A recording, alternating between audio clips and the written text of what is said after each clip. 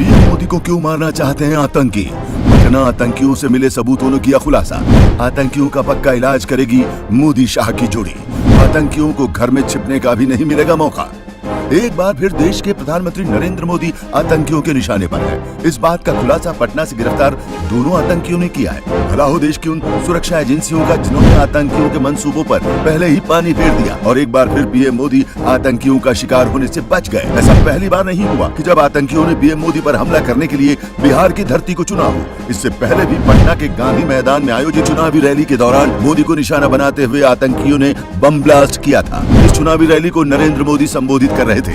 अब आपको बताते हैं पीएम मोदी आतंकियों के निशाने पर क्यों रहते हैं। वैसे आपको घटना से पहले आतंकियों के मंसूबों पर पानी फेरने वाले सुरक्षा कर्मियों को दिल से सलाम करना चाहिए। दाद देनी होगी पीएम मोदी की सुरक्षा में तैनात एसपीजी के उन जवानों की जो दिन रात मोदी की सुरक्षा में दीवार बनकर खड़े रहते हैं। यही कारण है कि पंजाब में बीच रोड पर करीब 20 मिनट तक खड़ा रहा मोदी का काफिला सही सलामत दिल्ली लौट आया, जबकि वहां से पाकिस्तान बॉर्डर मात्र 30 किलोमीटर की दूरी पर थी। वहां मोदी के साथ कुछ भी हो सकता था। उस दौरान एसपीजी की एक भूल देश को भारी पड़ सकती थी। इतना ही नहीं, उस समय पीएम मोदी ने पंजाब पुलिस से सीएम पर निशाना साधते हुए कहा था, मैं जिंदा लौट आया हूं, अपने सीएम को धन्यवाद कहना। हालांकि देश के पीएम की सुरक्षा का मामला इसलिए भी गंभीर हो जाता है कि इससे पहले 2 प्रधानमंत्री आतंकियों की साजिश का शिकार हुए हैं। इनमें राजीव गांधी और इंदिरा गांधी का नाम शामिल है। सवाल ये भी खड़ा होता है कि लंबे समय से आतंकियों के निशाने पर देश के पीएम नरेंद्र मोदी ही क्यों रहते हैं। नरेंद्र मोदी जब से देश के प्रधानमंत्री बने हैं तब से उन्होंने आतंकियों से सख्ती से निपटने व विदेशी ताकतों को मुंहतोड़ जवाब देने का काम किया है। पीएम मोदी ने कुर्सी संभालते ही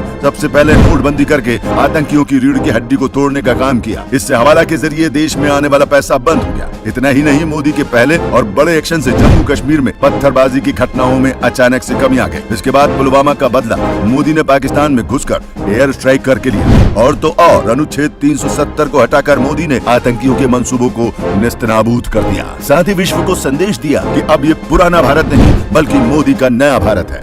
मोदी यही नहीं रुके और दशकों से हिंदू समाज की चली आ रही राम मंदिर निर्माण की मांग को पूरा किया।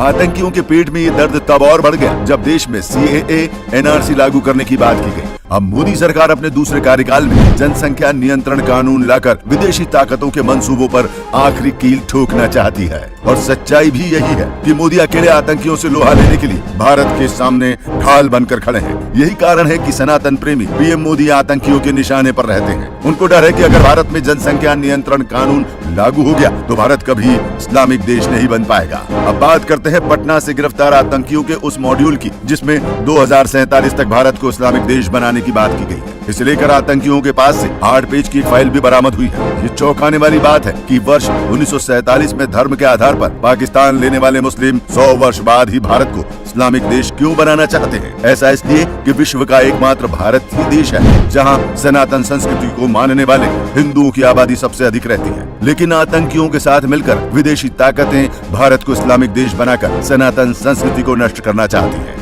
जबकि चाय वाला मोदी ऐसा कभी होने नहीं देगा। और अगर भविष्य में पीएम की बागडोर गाय वाले के हाथ में आई तो आतंकियों का बिल में छिपना भारी पड़ जाएगा।